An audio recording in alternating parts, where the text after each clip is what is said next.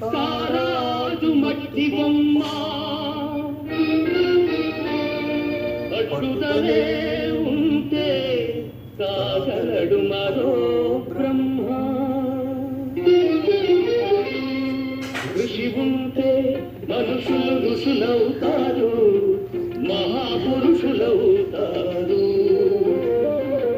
తరతరాలకి తరగని వెలుగవుతారు, ఇలా వేడుకులవుతారు.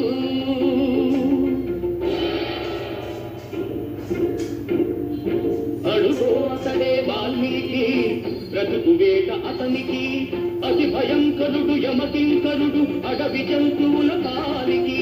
అడుగో అతడే వాల్మీకి. ఆనపిట్టల జంట వలపు తేనెల పంట పండించుకొని